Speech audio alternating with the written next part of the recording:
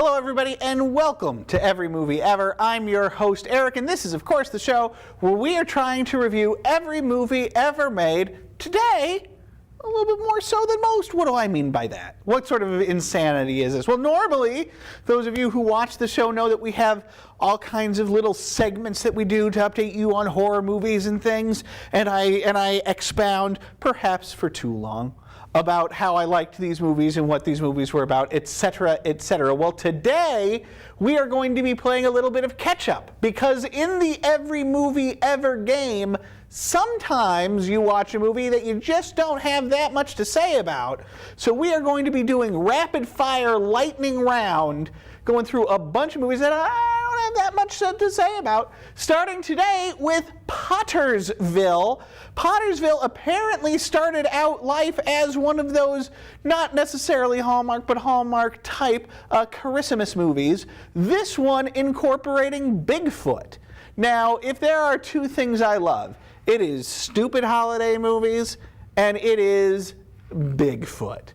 And so Pottersville sounded up my alley, plus check out this cast. You've got Michael Shannon, who's been so great in so many things lately, like your Shape of Water, for example, and I forget what it was called, but that kind of sci-fi stuff falling from the sky Psychic Kid movie. You know the one I'm talking about. The great as always Judy Greer is in this movie. Who just tore it up in the most recent Halloween. And of course the always wonderful Tom Lennon, who people of my generation will remember from The State, went on to Viva Variety, Reno 911, and is now a big deal Hollywood screenwriter. All of them are in this movie. Michael Shannon plays a small town store owner who gets drunk one night in an ape suit. People think it's Bigfoot. This draws Tom Lennon's faux Steve Irwin type character to the town to investigate it. And Judy Greer, as is Judy Greer's wont, plays a romantic interest type. How was this movie? Not as good as you would hope for a Christmas movie about the Bigfoot, but you know, still pretty good, pretty okay. Largely on the backs of the talent, I have to give this movie 3 stars.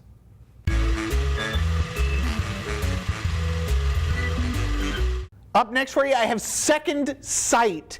This is a movie that I can only describe as improbable in that it exists. This is a movie that stars. The headliners of this movie are Balky from Perfect Strangers and John Larroquette, as they play a mismatched comedy duo where Balky is a psychic and John Larroquette is a private investigator. Balky is, of course, a wacky psychic who is prone to like narcolepsy and like fits of, I guess you would call it, empathy. And John Larroquette is John Larroquette. He's super cynical about all of the goings on. And you can see why they would make this movie. How popular was Balky? And let's be, the performer's name is Bronson Pinchot. Let's give credit where credit is due. And everybody loves John Larroquette from The Night Court.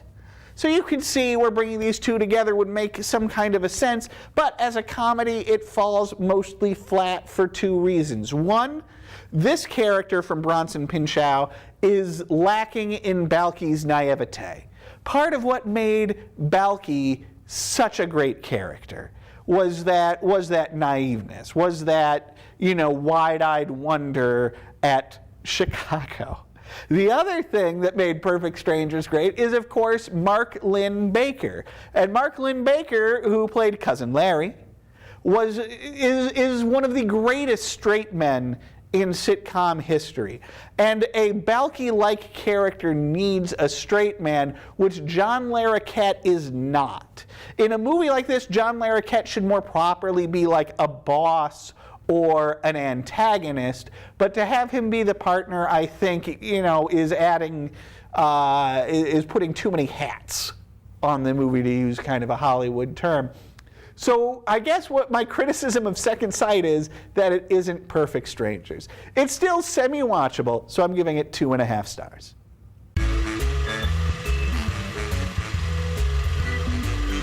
In very much that same vein, Let's talk Opportunity Knocks. This movie does not star Bronson Pinchot. Instead, it stars Dana Carvey at the height of his Saturday Night Live powers. Now, I am aware that in the 90s that Dana Carvey knocked out a couple of movies. And I remember very distinctly as a younger man on like the USA Network or something, catching a Dana Carvey movie where he's sort of a con man. This is a pistachio disguisey of sorts. But in this case, he's sort of a con man, and there's a whole scene where he does his George Bush impersonation in a men's room to trick people. I remembered that.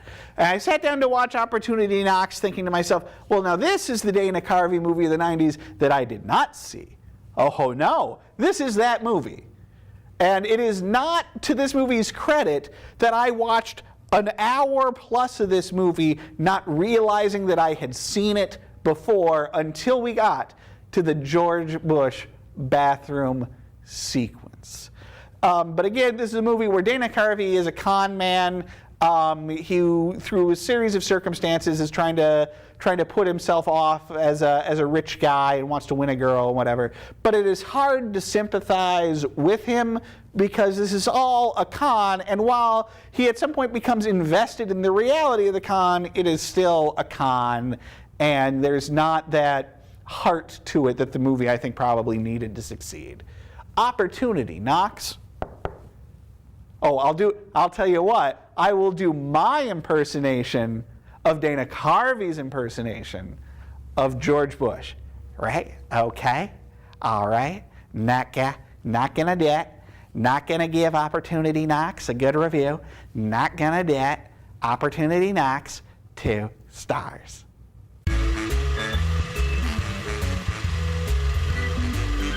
Ladies and gentlemen, I could not be more bored to talk to you about the movie Beautiful Creatures.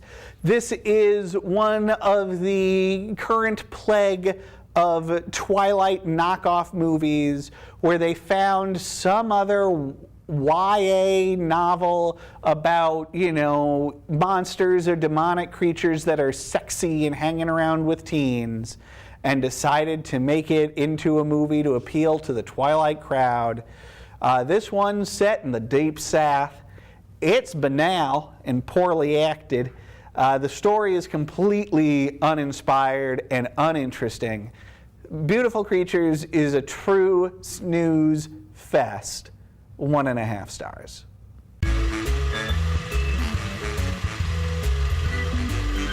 Ladies and gentlemen, Gangs of New York is almost a great movie from the great Martin Scorsese, who had apparently labored so long to bring this story to screen, this story of vying gangs in the city of New York in the Civil War era. And let me tell you something, it is a fine production. It looks tremendous. There is a lot of great period detail here that results in a movie with real scope and grandeur that is always impressive to look at.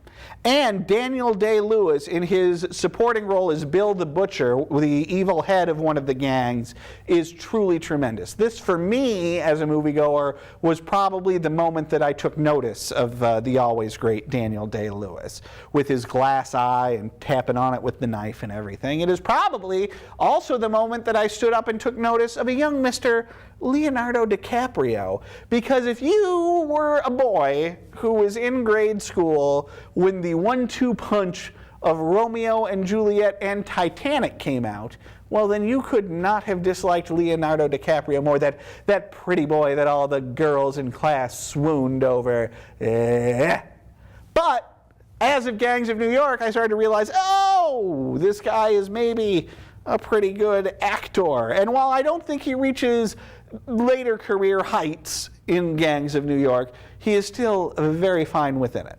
The problem with the picture is that, unfortunately, it becomes a little bit muddled. The story has a few too many working parts and digressions, but at the same time, the story is pretty rote. It's an almost Shakespearean story of revenge that is, I would argue, that Scorsese largely revisits later in his career in The Departed, with a more modern setting and also more successfully and with more focus. Here, though, he tends to, again, it's a rote story that tends to lose focus quite a bit. The other problem with it, and I'm loath to say it to a certain extent, Cameron Diaz is not up to the caliber of the other performers in this picture. Although it is probably her best performance to date, it is just not. Listen, Scorsese seems to have trouble casting and directing women, and also writing quality female roles. And this is another instance of that. So Gangs of New York, really, truly, almost great. 3.5 stars.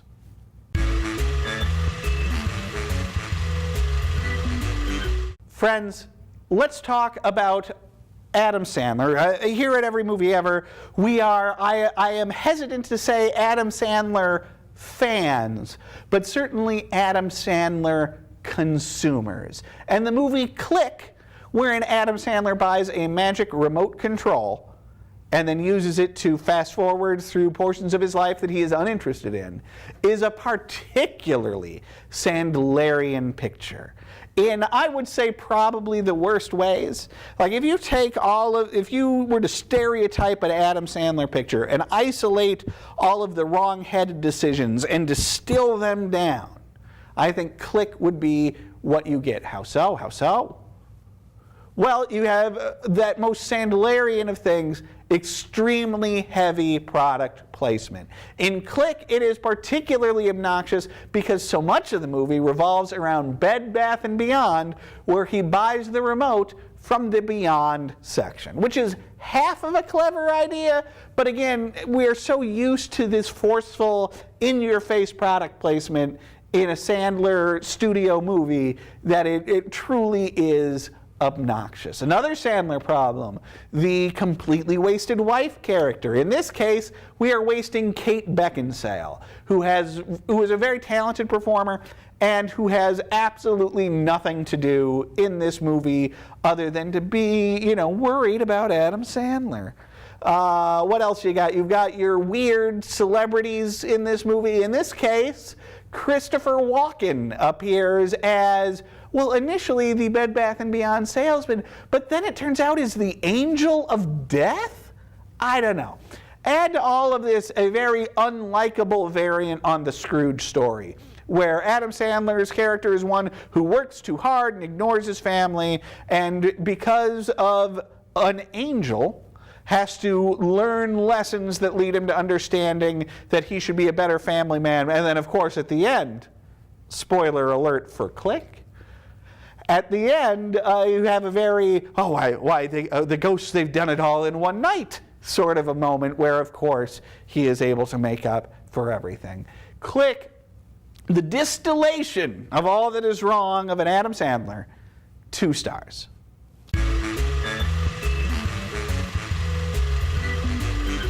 Now, you know me, you know what I do, and what I do is watch horror movies.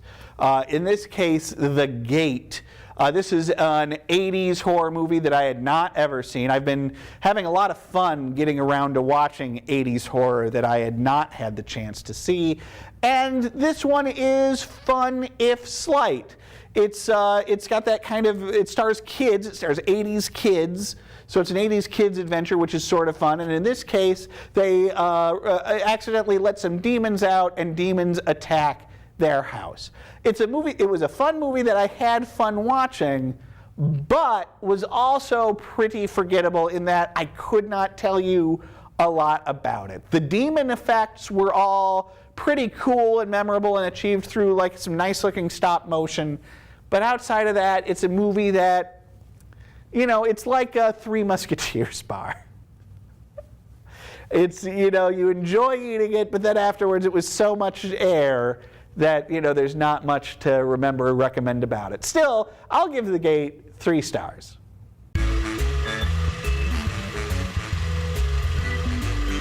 Now, we all remember when The Ring came out in America, and we were all very excited. I was particularly intrigued. Now, this was the one, if you don't recall, that was about basically a haunted videotape that you put in your VCR, and if you watch it a couple of days later, a girl sporting the wet look crawls out of your TV and murders you. That's pretty much the movie. And before that movie came out, I was the victim of buzz marketing in that I was walking around my college campus. I happened to see a discarded videotape. Because I am a weirdo, I of course picked it up, took it home, and played it. And I was like, what is this weird stuff? And it was the videotape from The Ring. Promoters were apparently hanging around college campuses putting copies of the haunted videotape around to stir up interest in the movie, which was kind of fun. Now, did I like The Ring? Not really. I did not particularly care for it. It is a particular type of PG-13 mass market horror movie that I'm just not all that into. So when they recently made a sequel, now called Rings, I did decide to check it out because it was free on the internet or whatever. And largely it was confused. It was a confused movie. There was a chance here to do something interesting with the digital age. It was also sort of two movies, one about a sort of college study involving viral video that doesn't really go anywhere, and then another one about like the family who, I don't know, like somehow started the curse of the ring or something. Is very confusing and boring, and I did not enjoy it. 1.5 stars.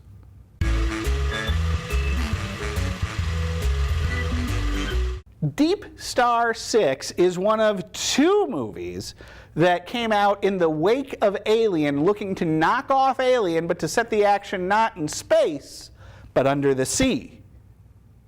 Under the sea.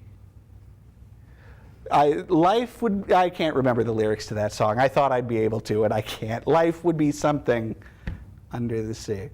Anyway, Deep Star 6, it's a boring Alien knockoff. The one thing I will say for it is that it does get the look right. It's a good-looking movie, but it misses out on the characters and the threat, both of which are slight and uninteresting. A big part of what made Alien so compelling, outside of that atmosphere and the atmospheric direction and intensity that Ridley Scott brought to the project, was how wonderful those characters were, how they all felt fully realized as this sort of group of space truckers. But Deep Star 6 does not do that. It's a movie that I watched while falling asleep in a hotel, and for that it is perfectly fine. 2 stars.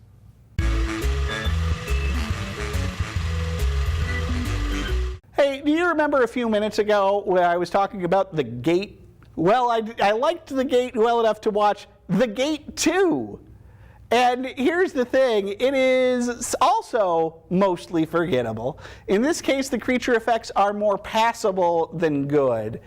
The kids in this one, now older, are very unlikable. And for some reason, it adds a wishing element that I'm almost certain was not in The Gate, where you can like wish for things like a new car or a bunch of money.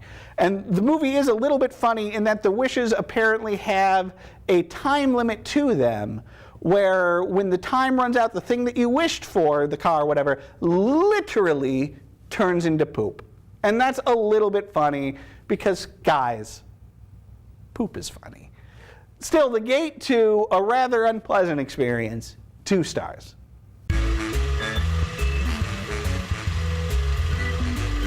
Finally, after 35 plus years of living, I finally got around to watching The Blob, that classic 50s horror movie about, an amorphous gelatinous blob what kills a bunch of teenagers.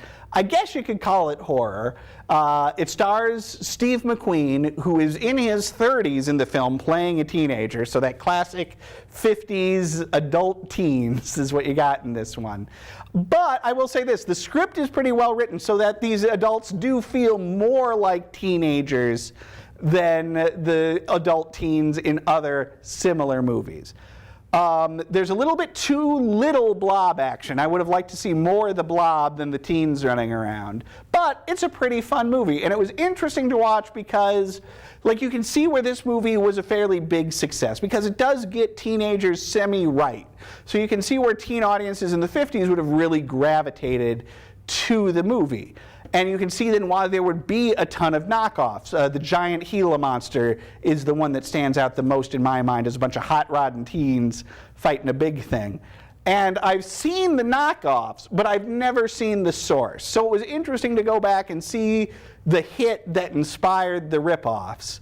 But that said, it still, to me, was only so good. The Blob, 3 stars.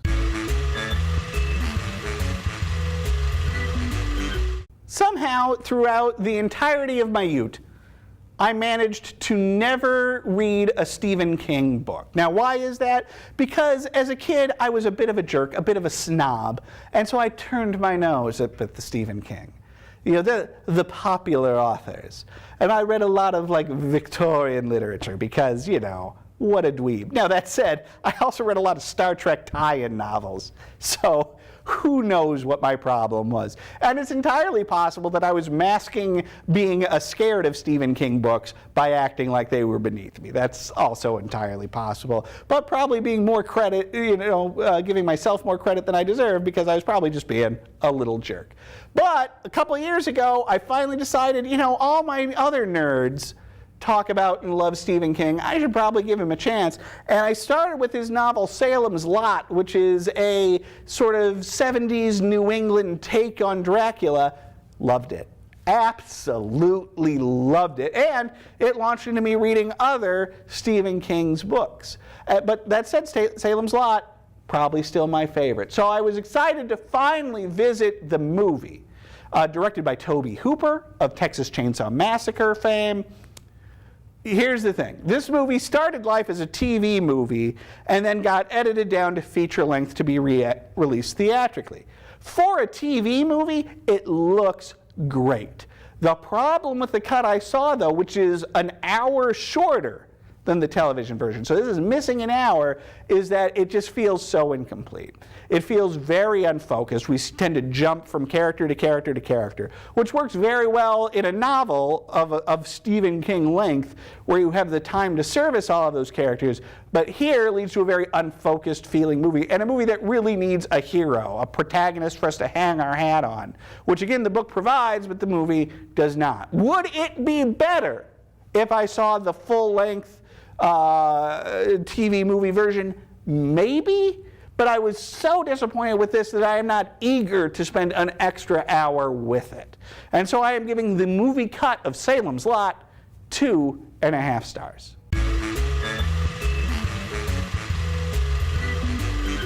Longtime fans of the program will know that we have been showing a lot of love lately to the great Ginger Rogers, a, to my mind, underappreciated screen comedian known mostly for collaborations with Fred Astaire. Lately I've been seeing a lot of the movies wherein she is Fred Astaire free and not really dancing so much or singing as, playing, as being a screen comedian, and I've been loving them. And the movie that started that out for me was Vivacious Lady, a movie that I happened to catch over on the Turner Classics, and which I didn't necessarily check out for Ginger Rogers. I checked out because it's the rare Jimmy Stewart movie that I had never seen. We are, of course, all huge Jimmy Stewart fans. Certainly one of the finest American actors to ever appear in film. And in this one, he is a college professor who marries a singer, Ginger Rogers, and his family disapproves of him lowering himself to marry a singer. Add to that great power 1-2 punch of Jimmy Stewart and Ginger Rogers, the always terrific Charles Coburn playing Jimmy Stewart's disapproving dad. And what you have here is real comedy gold. I do wish I had more to say about it because it's a terrifically entertaining, I think somewhat forgotten movie that I would recommend tracking down if you're a classic movie fan. 4 stars.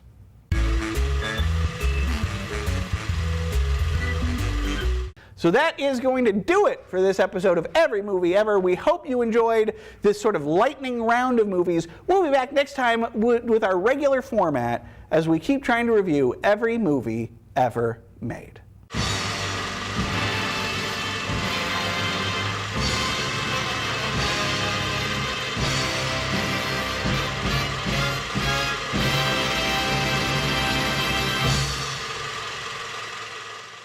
And don't forget to visit our website, northmetrotv.com/everymovieever.